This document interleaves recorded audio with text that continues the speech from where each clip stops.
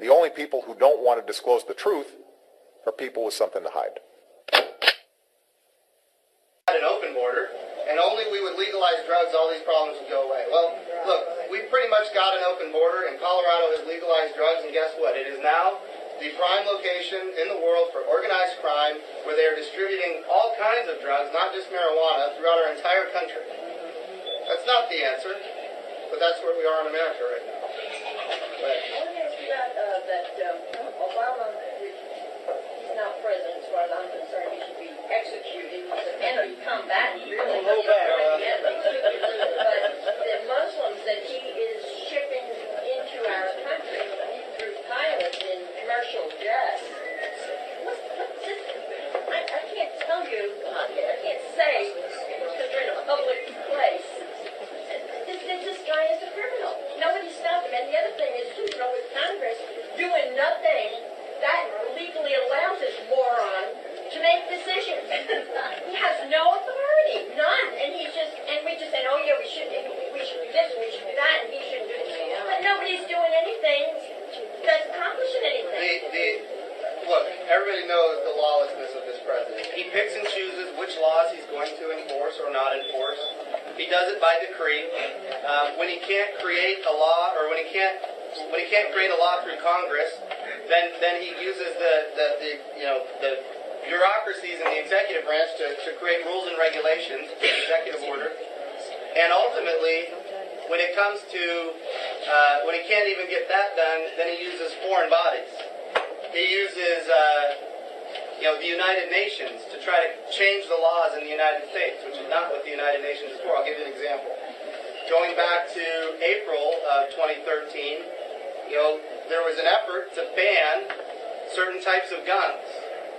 Not because they operated any differently than any other type of gun, but because they looked scary. So we're going to ban those because they look scary.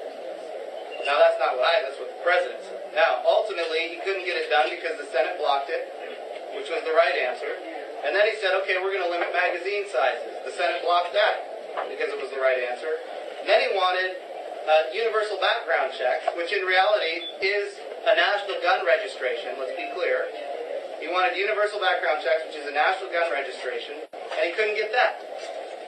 So then here comes the United Nations Arms Trade Treaty, which creates an international secretariat where if you have any gun that has any part made in any foreign country, then you have to do not a national background check, an international background check, and there's an international gun registry.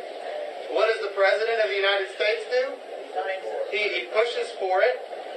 John Kerry pushes for it, and then they sign it. So when they can't get things done through Congress, when they can't get things done through executive order, when they can't unilaterally decree that they're not going to enforce a law, they go to the United Nations and they sign a treaty.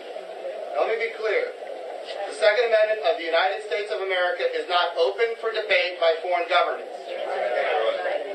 And that's where this president gets it wrong.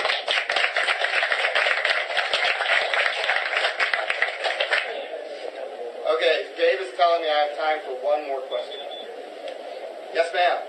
The only way I see out of this is to overwhelmingly change the Senate so that we then can impeach the SOB.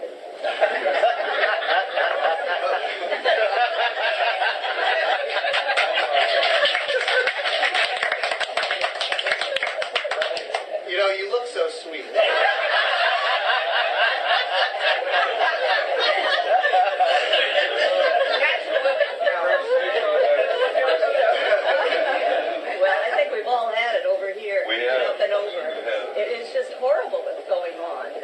Nobody's doing anything about it. That's right. And let me be clear. You're absolutely 100% right. As long as Harry Reid and the Democrats are in charge of the Senate, there is nothing that can be done to hold this president accountable.